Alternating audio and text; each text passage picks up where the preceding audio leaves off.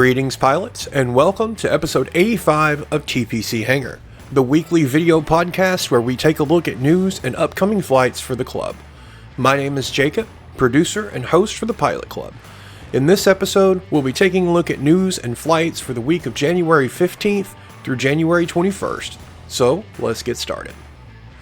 First, we want to take a moment to mention this week's highlighted partner, AviNation. AviNation is the official youth aviation publication, a quarterly magazine that strives to offer insight into the future of the aviation industry by attracting, educating, and empowering youth in the field of aviation. Their articles and features are written with the goal of informing young readers, but have something to offer anyone who has an interest in the future of our shared passion.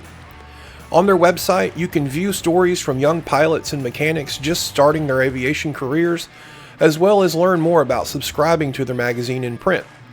You can even view digital editions of previous issues for free in your web browser and submit your own ideas and suggestions for stories and content. AviNation is working to inspire the future of the aviation industry, so be sure to check them out. This week, we announced our January Explorer Flight Series, featuring Part 1 of our 2024 Member Home Airport Showcase. Pilots can receive 500 TPC points for each airport listed during the month of January.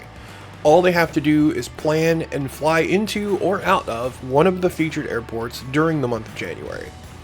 Leave a comment on the blog post including the ICAO code and any additional flight details you'd like to share.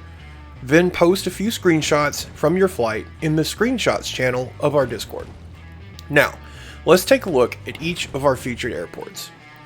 First up, we have Charleston International Airport, the home airport of Frederick, Pilot Club 792. KCHS is a joint civil-military airport located in Charleston, South Carolina. Privately established in 1928, Charleston Airport eventually went on to become the busiest airport in South Carolina, serving over 5.3 million passengers in 2022, their busiest year on record.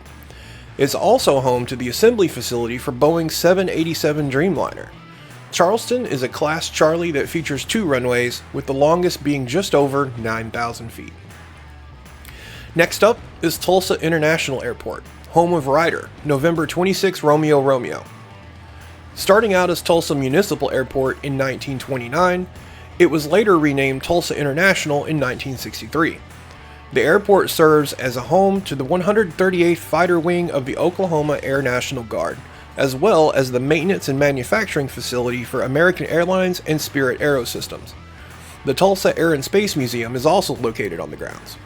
KTUL is a Class Charlie that features 3 runways, with the longest being 10,000 feet. Next, we're leaving the United States and heading to Ben Gurion International Airport in Lod, Israel, home to Eliya, Pilot Club 2678. Ben Gurion International is the main international airport for the nation of Israel, handling 24.8 million passengers in 2019. Like many airports, it has a long history. Located on the outskirts of Lod, just 45 kilometers from Jerusalem and 20 kilometers from Tel Aviv, it was built near the town of Lydda in 1934 during the British Mandate. Early on, it served as a key refueling point for European airlines, and later the RAF during World War II. In 1948, the State of Israel changed the name to Lod Airport to match the nearby town's name in Hebrew. The name changed once more to honor Israel's first Prime Minister, David Ben-Gurion, after his passing in 1973. LLBG features 3 runways, with the longest being just over 13,000 feet. Next is Norman Manley International in Kingston, Jamaica, home of Robert, Pilot Club 1712. First established as Palisados Airport in 1948, the same year that Kingston Air Traffic Control Center was founded, it was later renamed in honor of Jamaican statesman Norman Manley. The airport was featured in the 1962 James Bond film Dr. No, and served as the central hub for Air Jamaica from 1968 until the airline ceased operations in 2015. Today, it continues to serve as a major hub for Caribbean Airlines and processes more than 130 international flights every day. MKJP features a single runway at just over 8,900 feet.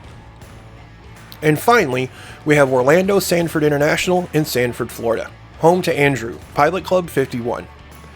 First commissioned as Naval Air Station Sanford in 1942, it initially served as a training facility for naval patrol aircraft.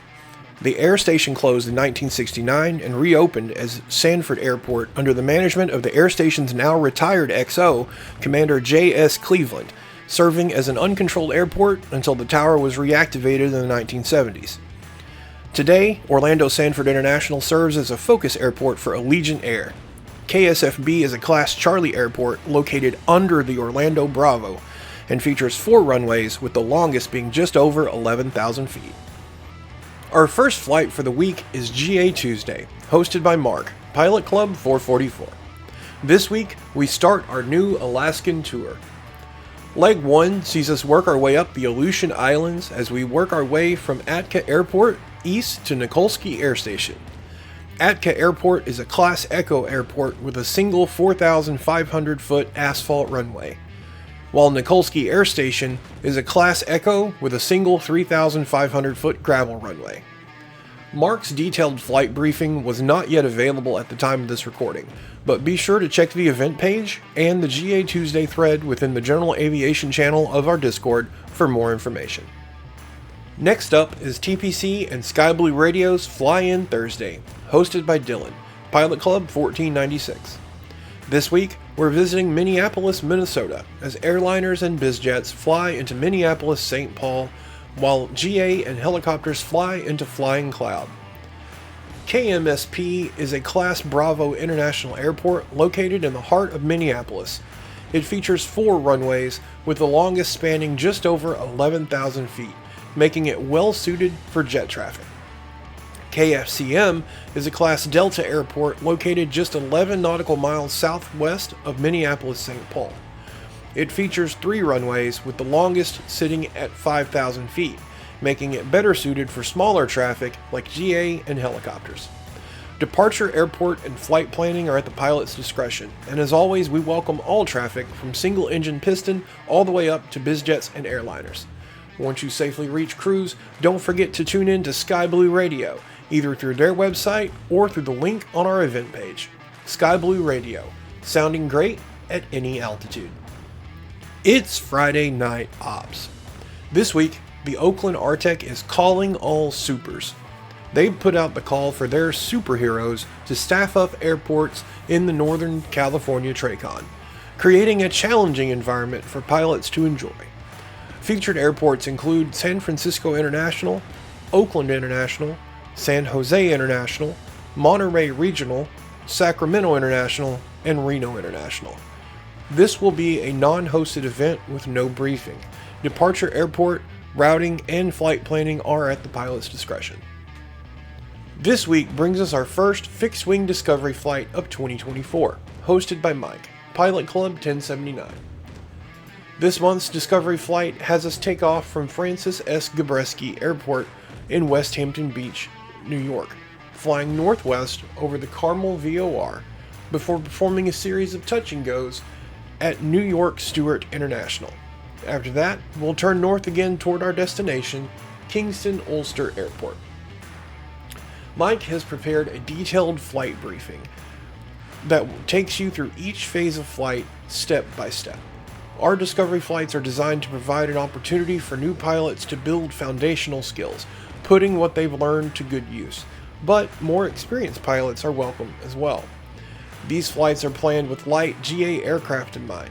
Any light single-engine twin engine aircraft that cruises between 100 and 150 knots should work well, so aircraft like the Cessna 172, the Piper Warrior II, or the Diamond DA-40 are perfect to bring along on this flight.